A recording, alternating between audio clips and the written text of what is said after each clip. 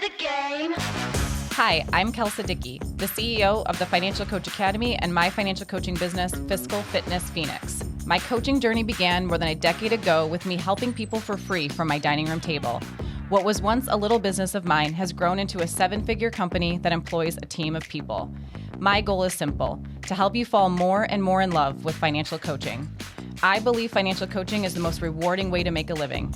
If you are an aspiring financial coach or have been coaching for years, I'm here to help you create a business you love that gets your clients massive results. Let's get to it.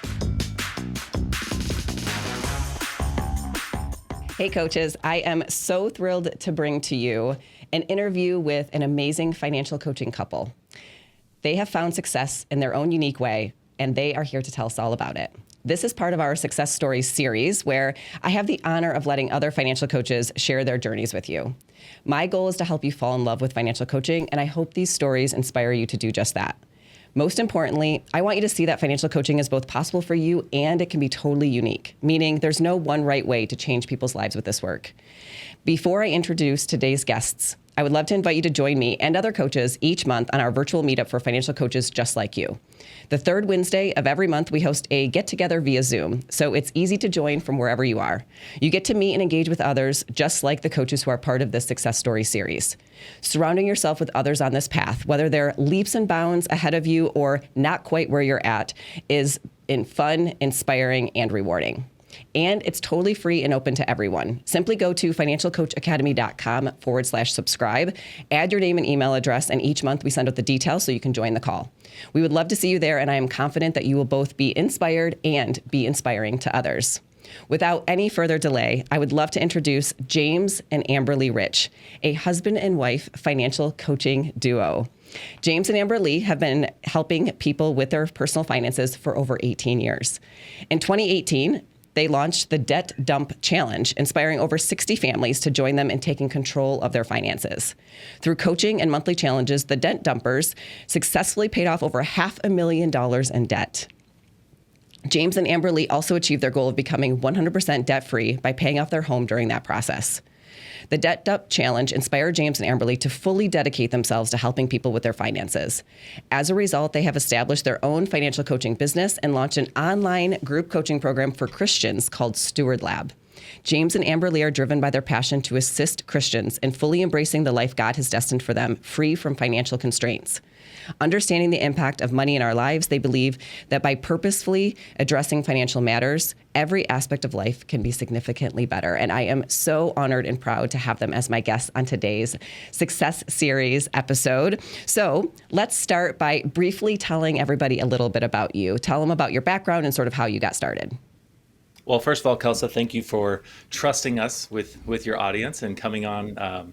We've really, most of our success, if not 99% of it, has been derived from the things that you've told us to do. So we want to say thank you for that.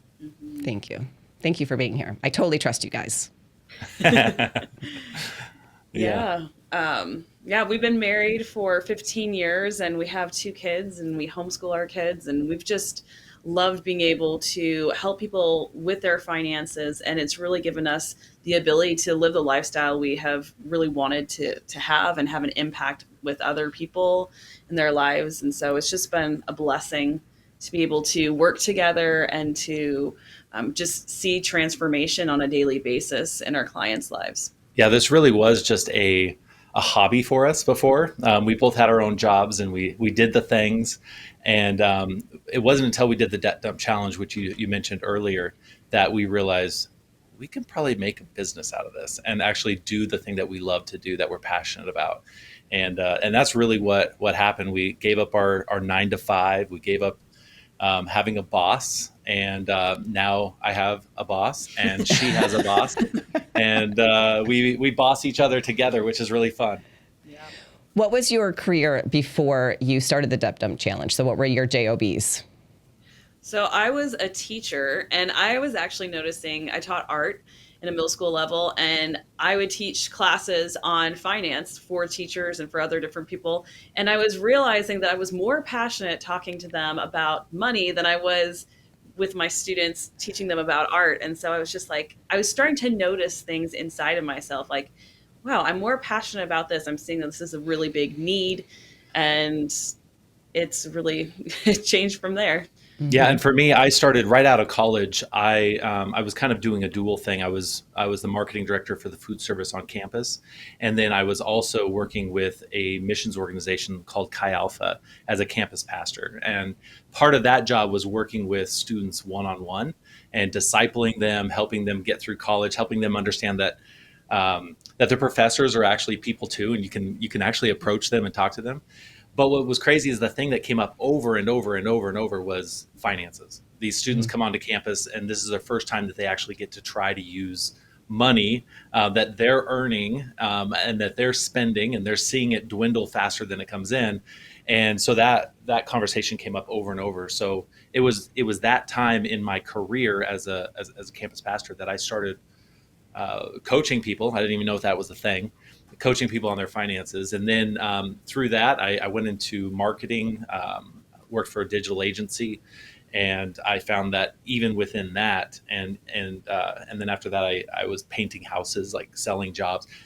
I was always going back to helping the people I was working with their finances. And I love that. So we thought we should just get rid of the whole work thing and do what we're doing on our free time. Yes, I love it. No, that's great. I know I think about my first coaching days was actually in college too, because like kids in the dorm, right? Like my fellow classmates and stuff didn't know anything about, paying bills for the first time or like using their debit card or opening a bank account and all that kind of stuff. And not that I knew a lot either. I just knew how to sort of try things and learn things and then teach that to them. So I love that. I mean, it's definitely true for me. So, okay, let's see. How do you guys define success now in your business? I think a lot of it is having the freedom to live the life that we really want to live and be able to have an impact.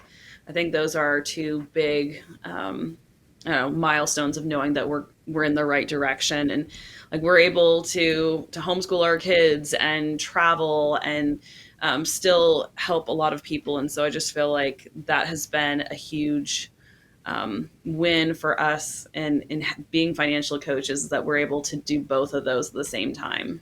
Yeah, so success is not just in our business, but also our family, as Amberlee kind of alluded to.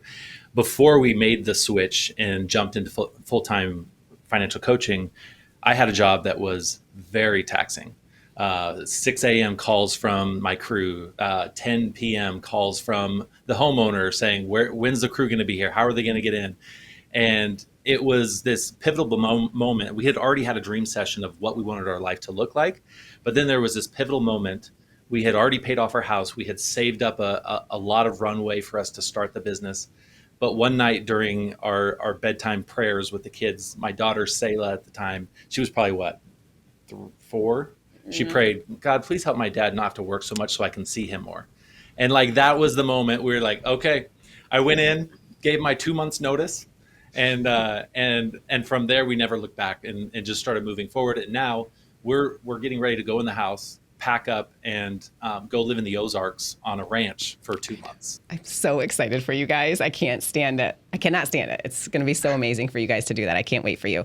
Yeah, and like to be able to like work from anywhere, right? So you're going to go stay there for 2 months. I can't wait to see pictures, and I can't wait to hear about the memories you build with your family, and just, it's going to be so incredible. How do you define success for your clients? What are some of the ways that you are looking at their progress and making sure that they're sort of on track? Well, in each session we have with our clients, we go through their wins that they've had since our last session, and we write them down, and we have it all documented. And I love that we have a session where we go through every single one of their wins, and almost every single client like is in tears or just so moved because they see where they were at the very beginning, before, like when we first started working together, and then seeing all the progress that they've made. Yeah, and what's cool is the evolution of the wins changes. So it starts off with, I was able to pay my bills this week, and all the way to like, I realized this last month I used my credit card and not once did I call myself an idiot.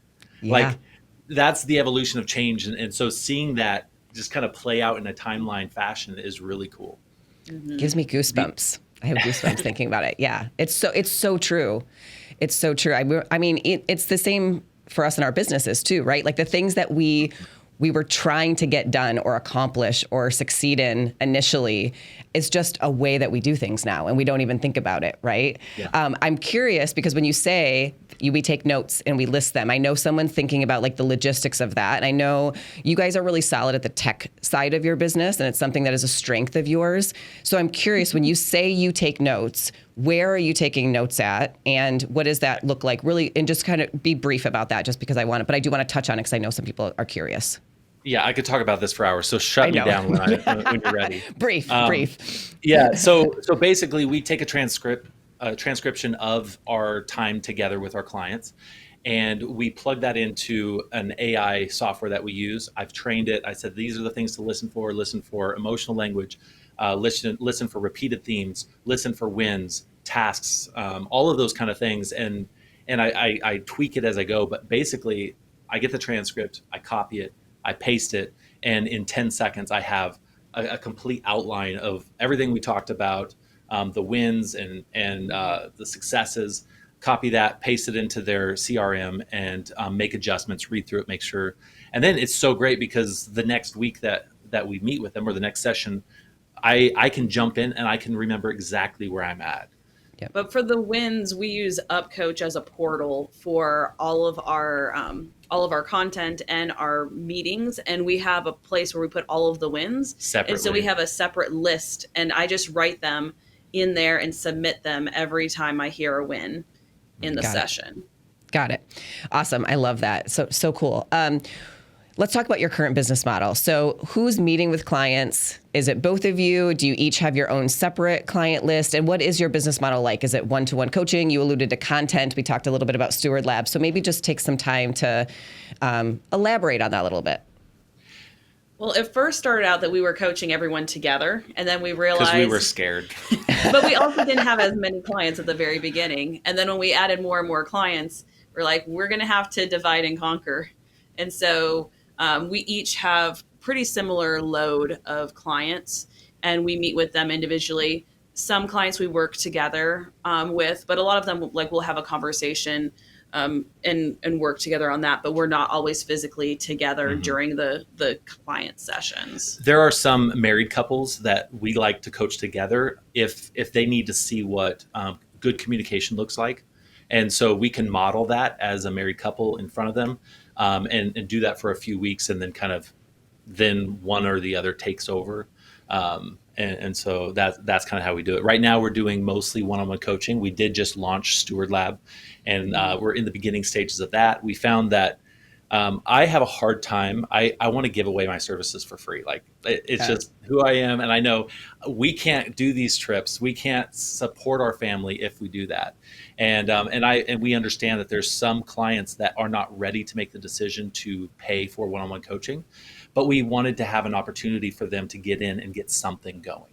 And so we created Steward Lab. It's a low ticket offer. They're able to get in there. And inside of that, we do have a group coaching component to it, where once a month we'll get on and do a group coaching. Once a month we'll have accountability. Once a month we'll have an hour where we bring in somebody, an expert, do an expert hour and do that. So it's an easier way to get in. The other thing that we found very early on is the sporadicness of scheduling is crazy. And so it's a lot to manage. It really is. And so what we did, especially where we built this business because we want to be able to go and travel as a family. We want to be able to take time and actually spend it with our family and do things. And so we wanted something built in there. So what we did was most of our clients we start out with, we're meeting twice a month. So we blocked out the first and the third week of each month. And we set those up as our times that we meet with our clients. And then the second and fourth and sometimes fifth weeks are open for us to, one, work on our business, or set up our camping trips or whatever it is that we want to go do on those times off, so we don't always have to scramble and move things around. Yeah, I love that. I know that schedule works beautifully. I think that's really smart. I also just want to touch on something that you said, James, around, we charge because we want to be able to travel and we want to be able to have a business doing this. And I do also want to just mention that to pay attention to your clients' responses when they pay, right? Because it does encourage them to show up differently for themselves. It is really also good for them to pay. Now, I want to encourage you guys to think about scholarship programs that you can offer, or taking a piece of what your clients pay and putting it into a bucket for people who maybe you really want to help them and you can tell that they're 100% committed, but they just truly can't afford it, and having that be where it's somehow, a give and take and that kind of thing. I just wanted to allude, just in case somebody else heard it, it is good for us to pay and not, of course, be resentful and be able to provide for our own families and our own livelihoods and that kind of thing. And it is good for our clients too. It is a step that sort of helps them to show up better for themselves as well. So I just wanted to make sure. And I know that's you know such a that. great point. Clients show up differently when they invest into it. Yes, exactly. So you guys each have your own separate clients, and you're both, or unless it's a married couple, you're doing it together, which I love that. I think that's great. And this is where it's like, it's okay to sort of make real-time decisions based on the client, right? So if a client needs both of you, you show up together. And I think that is awesome. I always say that our clients at Fiscal Fitness, they actually have all of us coaches as their coaches, because we get together every single Monday and we're talking about different client scenarios, and we're talking about like, has either of you experienced this before, or how do we tackle this, or any suggestions? And like, our brain power is going towards all of the different client situations, so that is such a cool thing. And you guys do the same thing, I'm sure. And then on your off weeks, you're spending time together as a family and also working on your business, which is wonderful. What is your marketing strategy like? How are clients finding you? So I would say that the biggest thing that we've been able to develop is a referral base. I'm in BNI, and right now a large subset of our non-pastors are from that. And so the other way was we're part of a grant where the grant is paying us to coach pastors. And so these pastors are coming in and coming to us. And so that's been our main point. The other thing is social media. Amberlee has had great success with social media, which I'll let you talk about that. Yeah, I think just posting frequently. I did Reels quite a bit a while ago, but I haven't been enjoying that as much as writing. And so I think it's just been an evolution of figuring out being more of who we are, and not just trying to be like other financial people and like standing out, and just being just real. Yeah. And so I think that's been a huge thing for us. And I think the thing that we've realized is like, when we watch all of your videos in doing the mastermind and in Financial Coach Academy, it's really easy for us to be like, let's be like Kelsa. Like, she seems to be really successful.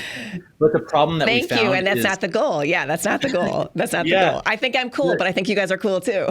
You are pretty cool. The problem with us acting and being like you, Kelsa, in our marketing is that we attract people that would be a good fit for you. Totally and agree. not totally a good fit for us. And so we've realized that I'm quirky, I'm weird. I love it. Embrace it. Yeah. I just have to be who I am. And authenticity is my love language. I love somebody who is authentic. Give me some authenticity, even if you're a weirdo. Yeah. I would so rather a weirdo that's just a weirdo by nature than somebody who's uptight, straight-laced, and that's just not who they are. I love knowing who people are. I really do. I love just knowing who are you, right? And I just love being able to pick up on that vibe on people. And I would love, actually, Amberlee, for you to touch on this for a second, because I do feel like, I'm not sure if it's been a year, or I feel like it's been about in the past year. I do feel like there's been a transformation that has taken over in your messaging, and it is so much more authentic now and so real. And it was great before. So please do not think that I'm not saying that. It really was so solid before, but it just feels so much more uniquely you guys now. And I do feel like a lot of that has come from your writing that I'm seeing. It's really solid writing. It's very powerfully written material. And I'm curious what that journey was like for you. Did you have to give yourself permission? Was it just a growth thing? Like you just kind of had to grow up a little bit in the business and sort of figure it out as you went along? Or what was that like for you? I'm not entirely sure what would be the pinpoint of it. I think one of the things is just being honest about the experiments that we have been doing and just trying things out and being transparent about it. like we did in we compared different tax software versus hiring someone like a CPA to go and look at the tax, like doing our personal taxes and showing the results. And I've just been giving myself permission to go and have fun and do the things that I have been doing just on my own and sharing it with the world. Mm-hmm. And so I think I've just been feeling like I was like, I guess originally worried about like stepping on toes, like, especially like being like as Christians in the financial space, like the biggest voice is Dave Ramsey. And like, I didn't want to sound like I'm bashing other people. I didn't want to sound like we're better than other people or anything like that. But I also wanted to share like, what are the differences in a kind way. And so I think I've just been feeling like, I don't know, I think I've just given myself permission to just be honest. And I've been just surprised that when I am more honest and more vulnerable and more real about what we're about, people are like, oh, really interested. And we're getting clients from it. Yeah. I think you've showed up. There was a point where you started showing up differently. So Amberlee was a little more sporadic on when she would write and how she would write. And I think over the last little bit, like you'll get up in the morning and you'll just come out here and you'll just write. And it's showing up on a regular basis. You get to become more of yourself because you've stripped away all of this stuff that's holding you back. So just like riding a bike, for example, like first couple times you go on a bike, it's clunky and you're thinking a lot more about the mechanics of it. And I think it's the same thing with your writing. As you've been doing it more and more, it's just like you can just ride without even thinking about your feet, your hands. You just get in and you do it. And I think that's the biggest thing of just continually showing up, get through the clunky. Once the clunky's gone, you get to be more of yourself. So I think that's been a big change. I think it takes practice to figure out, how do I show up as an authority figure, right? And say, here's what I'm all about. And do that in a way where we sometimes have to compare ourselves to other well-known names in order to say why we're different. But how do we do that in a way without putting them down? That's a very delicate thing to figure out. And we don't always get it right? There's times where that comes out harsh and we don't mean for it to. It just does sometimes. And there's times where it's like we're actually playing too safe and we're not putting it out there enough. And I do feel like, whatever you're doing, it's working, because I do see your uniqueness coming through in your messaging and in your writing and in your guys' marketing. And I think it's translating now into your offers, right? Like your offers are really unique. So let's talk about your unique offering, because I do want to touch on Steward Lab a little bit. I think it's brilliant. I think it's unique. So maybe just talk about that a little bit. What is it? Sure. So it is a group program, an individual group program, where individuals can go through and get the information. One thing that you said that really transformed the way that we coach on a one-on-one basis, and we've put that into this as well, is that information and knowledge really is not the value of coaching. Coaching, the application, that is where. And so even in our one-to-one coaching, we give very little knowledge and instruction in our one-on-one times. We have videos that they can go through and get that, and then we jump on, and that hour is mostly just coaching and commitment. And that's what we can focus on. We kind of carried that over into Steward Lab, where we have self-paced courses, and we kept them very short. Each lesson is short. We want quick wins, and so they'll be able to go through that. And then we've implemented also an aspect of live coaching, so they can submit their questions. We can get on with them and we can walk through the process. We have them submit their question and 2 possible solutions, because we don't want to be a coach that just gives them their answers. We want to coach the whole person, and by finding and hearing what there's 2 solutions, we get to see what their thought process is. And so there's that. The accountability call, I think, is going to be phenomenal. Now, we're just at the beginning stages of this, and so we haven't got to see it in full action totally. But are you familiar with body doubling? Oh, yes. Yep. Yeah. So body doubling, for those that you don't know, it's a technique that came out of the ADD, ADHD world. And tasks like paying bills are really hard for a lot of people who have ADD. They're really hard for people who don't. And so we're creating a space where we can all get on together and Amberlee and I will be available. We'll have breakout sessions if necessary, but let's say we have 30 people on. Everybody posts and says, this is what I'm working on. And then we put ourselves on mute and we just start working away. And if somebody gets stuck, they say, I need help. Can I have a breakout? We'll get in and we'll say, okay, let's walk you through it. If it's a technical issue, I'll probably take the breakout. If it's more of a mindset thing, then Amberlee will take it. And we just have this hour and a half session where people can come and go as they please, but be able to actually get stuff done. Yeah, I love that. And it does work so well. It makes me think of the implementation intensives and the mastermind, right? Where it's like we have this 1 hour dedicated time. So for people who just ADD or not, like you struggle with prioritizing this part of your life because life is busy. It's chaotic for a lot of us, right?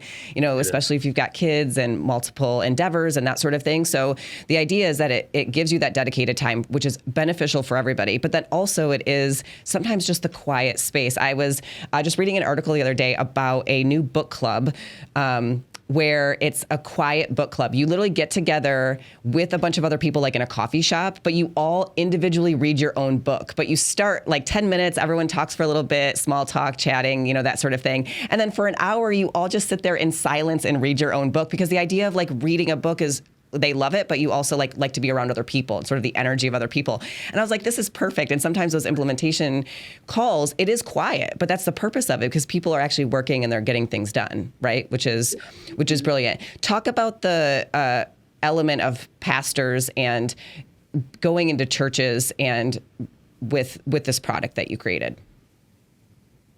Go ahead. Yeah. So we're coaching almost 30 pastors right now. And so we have just been noticing from having so many conversations, this need in the Christian community to have another option out there to help their congregation with their finances. And so we didn't have a plan originally to go and create like a group coaching program. And it's just kind of evolved by seeing this need and just really feeling like, well, this is something that we could meet and really help a lot of people along the way.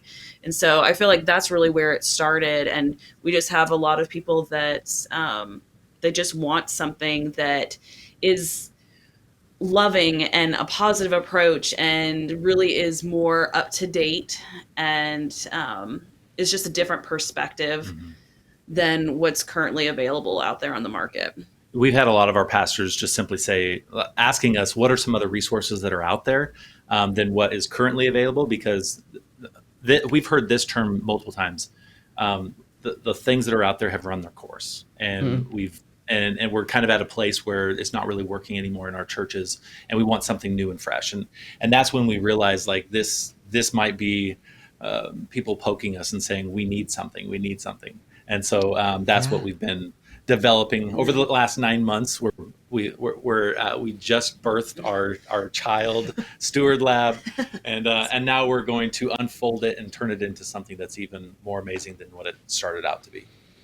Which I know was a leap, right? And it created imposter syndrome all over again compared to like the initial imposter syndrome we feel. And then we were launching this new offer and there was some imposter syndrome out there, but I'm so proud of you guys for launching it and that sort of thing. And one of the things that I do notice, and I just want to highlight this for both of you, is there's so many times now just in this conversation, but just knowing you these last, number of months and years, the difference in the past year around seeing a problem and immediately going into solution mode in your business and like seeing a need and like whether it's with your clients, right? Like identifying wins or summarizing their, meeting with transcription notes and that kind of thing. And then also like in your congregation thinking like there's a gap here and we can fill it, and like confidently moving forward and having conversations initially and then actually taking action on solving those needs, I think is just such a savvy business skill set that you have formed, that you have developed. And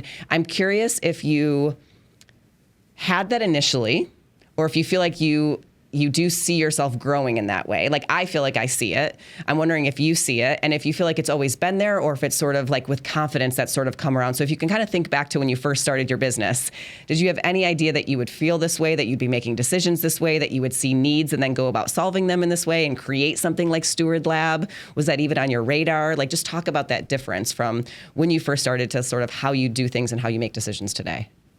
I think for me, I'm always seeing problems. I'm not a negative person in general, but I'm always seeing, oh, look, that's something that could be fixed. Yes, Like me too. even when I was in catering in college, and when I was the marketing director for food service, like I'm always looking for things that can be. And a lot of times my bosses were just like, oh my gosh, can you not find another thing to try to fix? I was like, I just got to fix it. Like I guess I'm a quick start. We're still kind of going through that whole process. And I just want to, Colby. in the Colby assessment, like Yeah. I just want to get it done and start working on it. And so I think it's just kind of a natural part of who I am. I will say your mention of imposter syndrome. I think a lot of people think imposter syndrome is a stage, but it's actually a season. And what happens with seasons is seasons come and they go, but then they're going to come again. Yeah. And so I think the exciting thing is like, if we are constantly looking for how can I get to the next imposter syndrome season of my life, then you know that you're actually making progress in life, making progress in your business. And so my mindset on trying to make sure that I'm growing in my self in my business is that I'm constantly just one little tick away from the next season of being an imposter syndrome. I love And so that. I don't see that as a bad thing. I see it as I an agree. exciting thing, showing you growth. And I so love that. did you have anything you want to add to that? I don't think so. I mean, I feel like I look back at, my previous career being a teacher, and I'm just seeing like all of these skills that I didn't even think would be useful in financial coaching. Like I created my own curriculum for 5 different levels of art classes, and I'm creating my own curriculum. Like I'm doing the same things, but it's just in a different set of, I don't know, a different subject. And so I just feel like all of these things that I've done in the past are not just like, oh, I was a teacher back then, I don't need any of those skills. Like I'm still using those skills today. So I think that's been an encouragement for me, that like I feel like God's been setting me up without me even knowing it. Yeah, it's so easy for you to look back and be like, man, I should have done this first out of college. Like this should have been my career, is being a coach. And you kind of beat up on yourself. But the reality is like you've been being prepared to be a coach. Like everything that you're doing is preparing you to be a better coach. So when I was a marketing director, like I learned the marketing skills. When I was SEO. SEO, I did SEO. I built websites. I did technology stuff that prepared me to implement that in our business. And the last job I had was selling and managing projects for painting.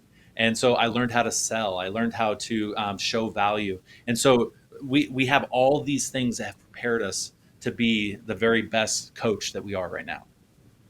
I love that. It's so true.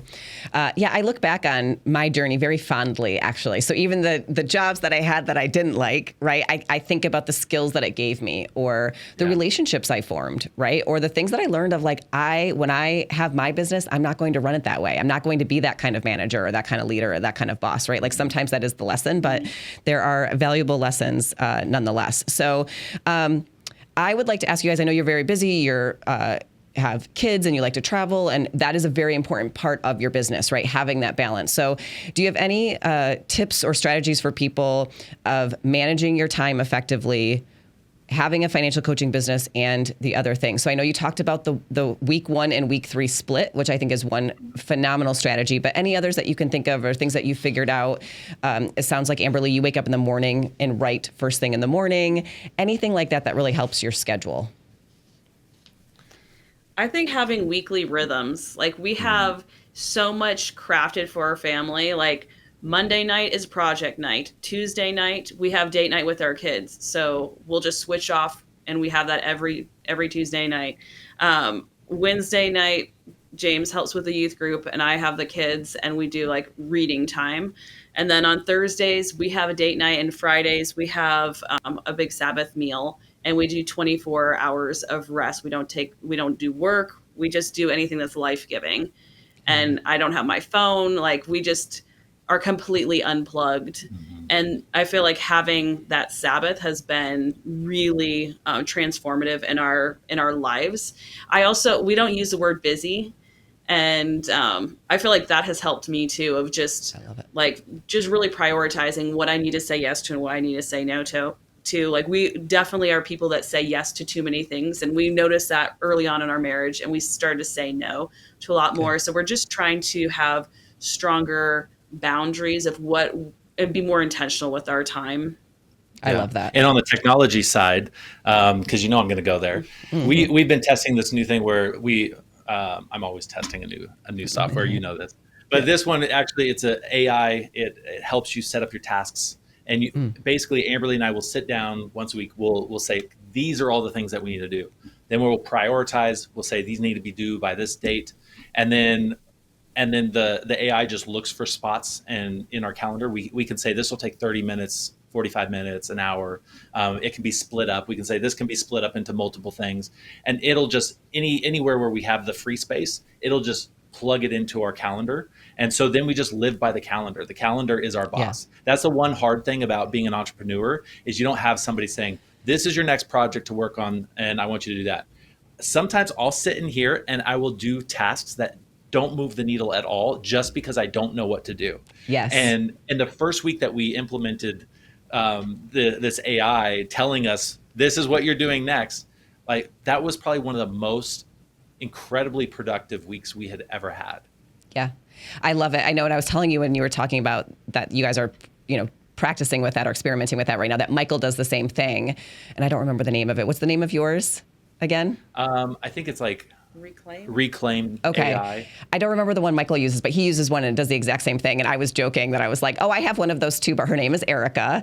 And she, because that is literally what she does. I mean, she time blocks my calendar. I know what's important for each week. It's based on priority. Now I have to do it for my personal life, of course. But I mean, when you have every day is yours to sort of make what you want with it, right? Like there is no boss telling me that I have to spend 2 hours on this or 4 hours on that, or that I have to work from 8 to 5, or do I work in the morning? Do I work at night? I can work whenever I want, right? And with that level of flexibility, which we all love, I think it is one of the benefits, comes an increased level of responsibility of being intentional with it, because it takes more coordination, it takes more intentionality, but I think the benefit is, far worth it, that we actually get control of our schedule and we get to say no to things, right? So I actually consider it a privilege as well. So thank you. Okay, so we're going to wrap up here, but I have a couple more questions for you. Are there any aspects of the Financial Coach Academy that were most helpful for you both in your journey as a financial coach? So if you can think back to some of those initial challenges before you joined the academy to sort of what it helped you with afterwards. Any ideas?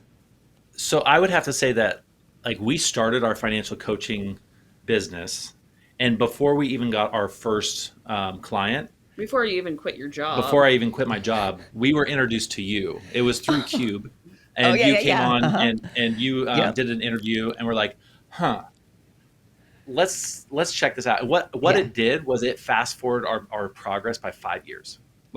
Getting in there, we were able to go through and we didn't have to think okay, what do we do next? We just said, okay, what's the next module? And we just worked our way through the modules and the lessons. I'll say that a lot of our stuff doesn't look exactly like yours. No, I was going to say this too, actually, because more than anyone, James, that has gone through the academy, you probably apologize for that more than anybody.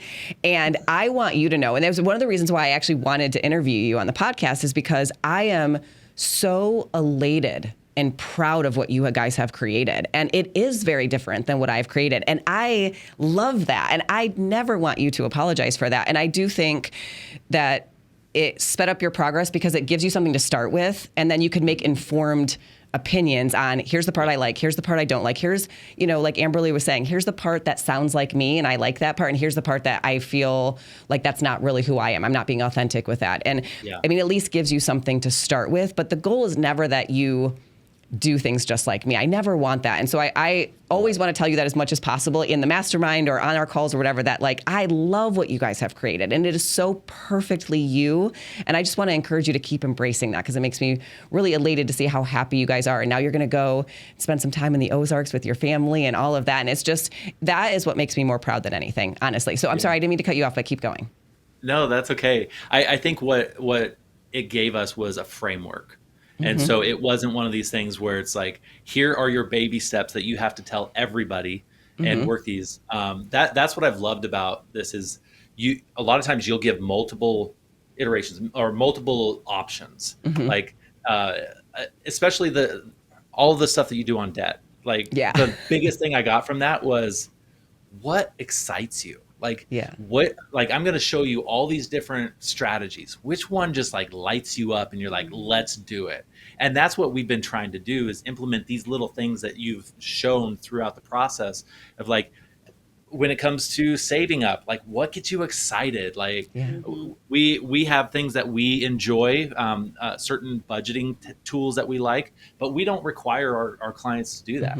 We show them the different options, and we just ask them, like, what excites you?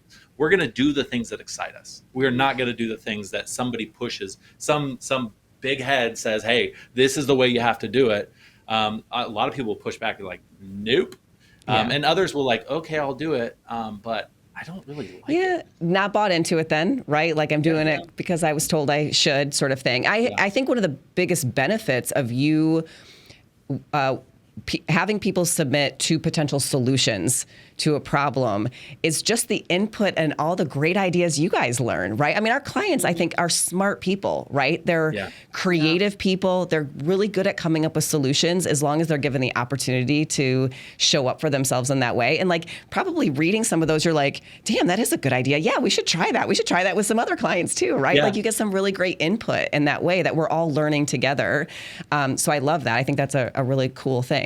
Amberlee, anything that you want to add to that? Yeah, I think to be really honest is that, like, I love, when I was a teacher, just create my own curriculum. I love not following other people's rules.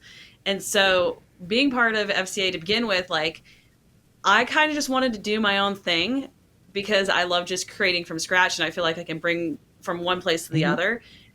And I feel like I struggled at the beginning with it, and I have really enjoyed just seeing what you had out there. And then I feel like it's the same with like a recipe. I'll look at a recipe and it is not even remotely kind of close, but it gives me inspiration to make something new. She can never make the same meal twice. It's true. We've got lots of food allergies, so it really does make it challenging. But I do, like, a lot of times I'll just look at a recipe and it's like, I'm kind of like 45% following it, and the rest of it I've just adapted. It's like the freeform jazz version of the recipe. Amberlee, what's your quick start score on the Colby? Do you remember? Is your third number? It was a 6. Yes. Okay. So you are accommodating, which means you like to modify, right? Like, that is definitely what you do. You like to take something that's been created and modify it, which I love. Thank you so much, James and Amberlee, for sharing all of your insights. It was so wonderful. And I love the business that you're creating for yourselves. Next episode, we are actually going to be sharing another financial coaching success story, but with an approach that is very different from today's. So thank you again, James and Amberlee, for taking the time to be with me today and for the positive impact you are having on people's lives each and every day with your business. I believe financial coaching is the best and most rewarding way to make a living. I truly love what I do. If you're ready to learn and see how to become a profitable, successful financial coach, check us out at financialcoachacademy.com to learn more about our online courses, free trainings, and events. As always, I love hearing from you. If you have any questions for the FCA podcast or to share your thoughts on the reflection question from today's episode, go to financialcoachacademy.com/podcast. And if you love this podcast, hit the thumbs up button on today's episode, subscribe, and leave us a rating or review on Apple Podcasts. It would mean the world to me. I'll see you next week, Coach.